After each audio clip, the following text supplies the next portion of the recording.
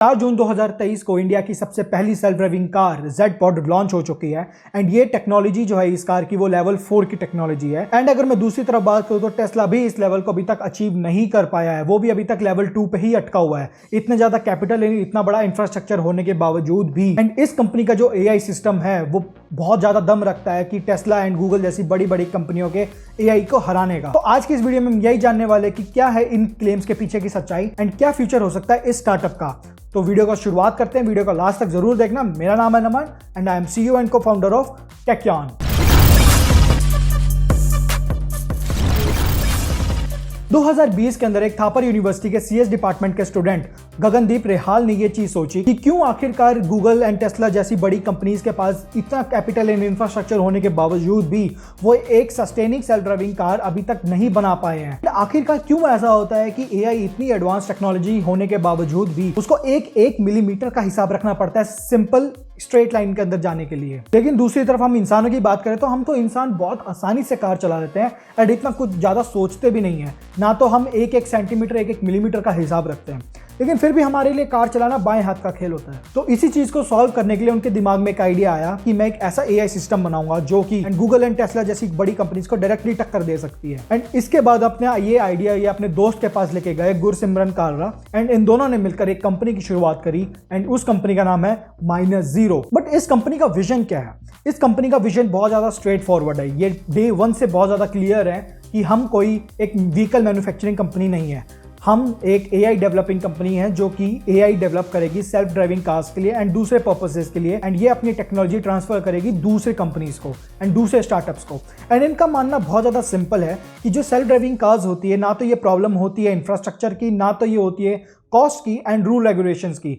यहाँ पे simple problem जो है वो है टेक रिलेटेड प्रॉब्लम है एंड इस प्रॉब्लम को सॉल्व भी टेक्नोलॉजी के थ्रू ही किया जा सकता है।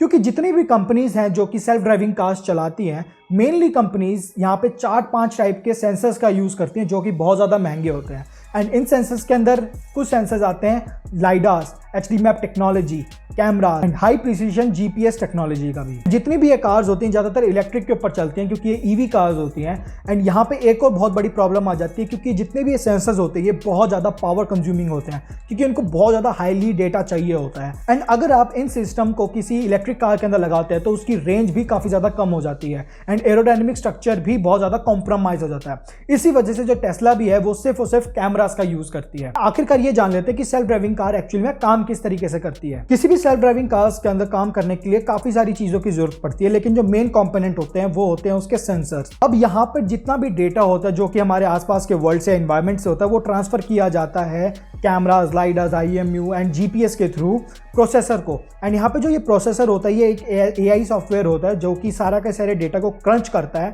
एंड यहाँ पे प्रिडिक्टिबिलिटी निकालता है कि कहाँ पे आगे जाना है, कहाँ पे आगे नहीं जाना है। फिर उसके बाद ये जो सारा डेटा है ये कार को यानी एक्टर को दिया जाता है। एंड यहाँ पे जो व्हीकल होता है वो ये डिसाइड करता है कि जो भी अंदर प्रोसेसेस चल रहे हैं जैसे कि स्पीड कंट्रोलर एंड दूसरी ब्रेकिंग एंड एक्सेलरेटिंग सिस्टम जो होता है वो दोबारा से फीडबैक लूप के थ्रू इन सेंसर्स को दिया जाता है एंड दोबारा से ये सेंसर सारी चीज़ों को कैलकुलेट करके सॉफ्टवेयर को देते हैं। सॉफ्टवेयर फिर से ये प्रिसाइज निकालता है, यहाँ पे एक फीडबैक लूप बन जाता है। लेकिन अगर मैं दूसरी तरफ इंसानों की बात करूँ तो हमको कितने सेंसर्स की जरूरत होती है?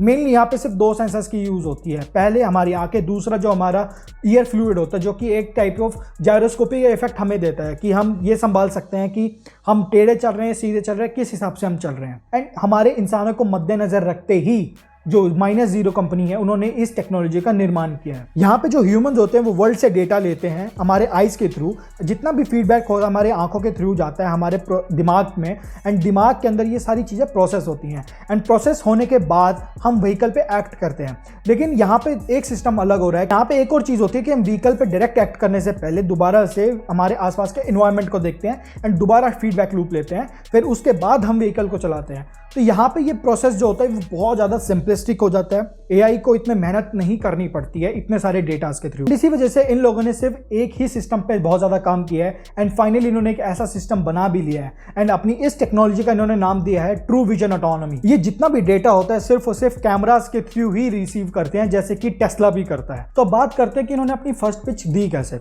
2020 के अंदर जिस तरीके से आपको पता होगा कि ये लॉकडाउन पीरियड था एंड इन्होंने 2019 के अंदर ही अपना कॉलेज की स्टार्ट करी थी, यानी अभी ये सेकेंड ईयर में थे। एंड इस टाइम पे ये लोग बाहर तो जा नहीं सकते थे, तो इन्होंने जुगाड़ लगा के कुछ नंबर्स एंड ईमेल्स इकट्ठा करे एंड वहाँ पे इन्होंने इन्वेस्टर्स को रीच आउट किया एंड कुछ इन्वेस्टर्स के साथ इनकी बन भी गई एंड उसके बाद में इनकी मीटिंग फिक्स हुई एंड वो मीटिंग ऑनलाइन थी। एंड ऑनलाइन मीटिंग में इन्होंने साफ साफ बताया कि क्या क्या प्रॉब्लम चल रही है मार्केट के अंदर करंटली इस सेक्टर के अंदर एंड क्यों अभी तक जो बड़ी बड़ी कंपनी जैसे कि गूगल एंड टेस्ला वो इसके अंदर सक्सेसफुल नहीं हो पाई हैं।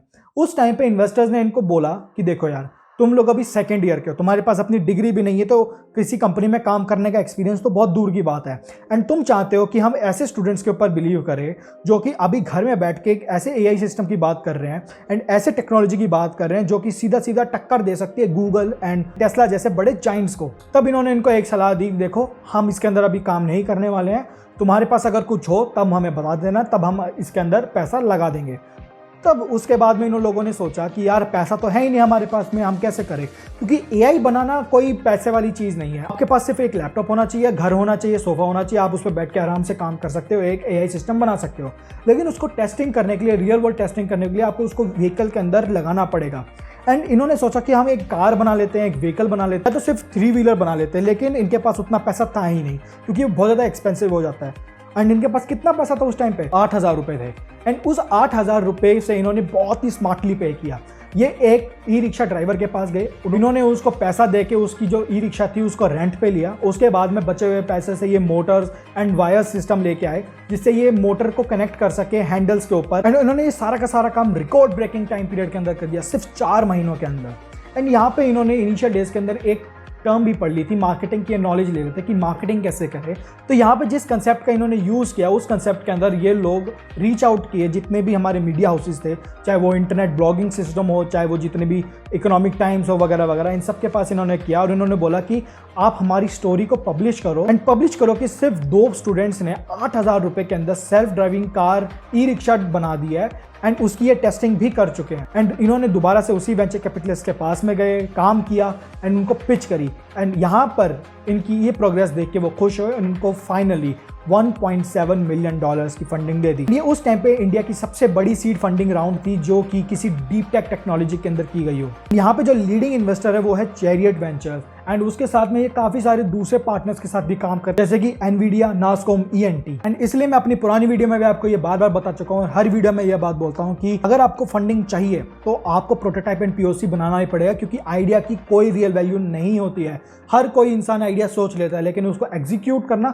उससे ज़्यादा बड़ा काम होता है, ज़्यादा मेहनत का काम होता है। लेकिन भाई POC एंड प्रोटोटाइप बनाने के लिए पैसा तो चाहिए। ऐसा तो होता नहीं है कि सिर्फ 8,000 के अंदर ही सारे के सारे लोग कर सकते हैं। कुछ ऐसे प्रोटोटाइप भी होते हैं जिसमें एक्चुअली के अंदर बहुत ज़्यादा पैसा लगता है। उसके लिए मैं ऑलरेडी 2 वीडियोस अपने चैनल पे बना चुका हूं, मैं डिस्क्रिप्शन में लिंक दे दूंगा, एंड स्क्रीन पे भी लगा दूंगा कि 10 लाख से लेके 50 लाख रुपए तक आप जीत सकते हो और ग्रांट मनी के तौर पे एंड अपने प्रोटोटाइप को डेवलप कर सकते हो। अब फाइनली इन लोगों ने अपनी जो लॉन्चिंग थी वो 4 जून 2023 को कर दी थी एंड इन्होंने एक स्पेशल काइंड ऑफ व्हीकल को फैब्रिकेट किया, Z-Pod, जो कि इस AI को यूज करके सेल्फ ड्राइविंग कर रहा था। एंड यहाँ पे रिजल्ट काफी अच्छे थे। इन्होंने अपनी जितनी भी टेस्टिंग करी थी इनिशियल डेज के अंदर, वो टेस्टिंग करी थी सारी की सारी रेस कोर्स में, जहाँ पे जो टर्न्स होते हैं वो बहुत ही शार्प होते हैं। एंड दूसरा जो यहाँ पे इन्होंने लॉन्चिंग इवेंट के अंदर अपना टेस्टिंग किया था वो एक 100 मीटर के रैंप पे किया था जो कि एक्चुअली में सिटी बेस्ड था। एंड काफ़ी सारे यहाँ पे व्हीकल चल रहे थे एंड वीडियोस में हम आराम से देख सकते हैं कि बहुत सारे व्हीकल्स को ये ओवरटेक कर रहा था एंड बहुत सारे जो बम्पर्स या फिर जो स्पीड ब्रेकर्स होते हैं उन पर अच्छे से रिस्पॉन्स भी कर रहा था। लेकिन जो मुझे सबसे ज़्यादा चौंकाने वाली बात लगी वो ये थी जब इन्होंने उसको स्टेज पे बुलाया। एंड आप इस एनवायरनमेंट को देख सकते हैं, जो स्टेज जो है वो काफ़ी छोटा भी है एंड यहाँ पे जितनी भी लाइट्स हैं वो बहुत ज़्यादा इधर उधर हो रही है। एंड इधर उधर लाइट्स होने की वजह से जो डेटा हो सकता है वो ज़्यादातर करप्ट भी हो सकता है, नॉइसिंग भी मिल सकती है। यहाँ पे जो AI प्रोसेसिंग कैमरास को लेके होती है वो भी थोड़ी सी गड़बड़ हो सकती थी, लेकिन बहुत अच्छे से उस चीज़ ने संभाल लिया एंड आराम से जाके रिवर्स फॉरवर्ड होके पार्क भी हो गई।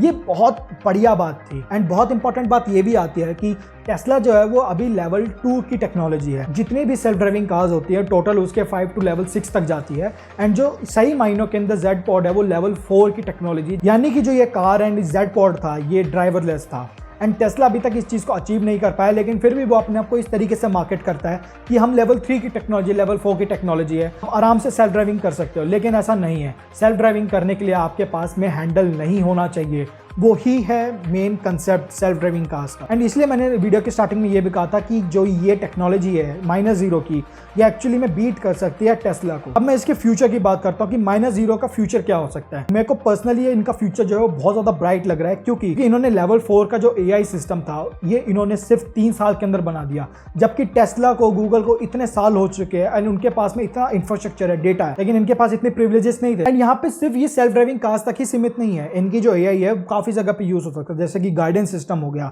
बैलिस्टिक मिसाइल गाइडिंग सिस्टम हो गया, या फिर GPS के तौर पे भी इसको काम किया जा सकता है। एंड इनका AI इसरो के लिए भी बहुत ज्यादा काम आ सकता है, यानी इनका फ्यूचर आगे बहुत ज्यादा ब्राइट है। तो यार वीडियो में बस आज इतना ही। अगर आपको ये वीडियो पसंद आई तो वीडियो को लाइक कर देना, अपने दोस्तों के साथ शेयर कर देना, एंड उन लोगों को तो जरूर शेयर करना जिनको सिंपिंग है एलोन मस्क के लिए, जो अब एलोन मस्क को सब कुछ मांगते हैं, भगवान मानते हैं, उनको ये वीडियो भेजो और दिखाओ कि भाई नहीं, अपने इंडियंस भी कम नहीं है, सिंप करना है तो इंडियंस के लिए कर लो यार।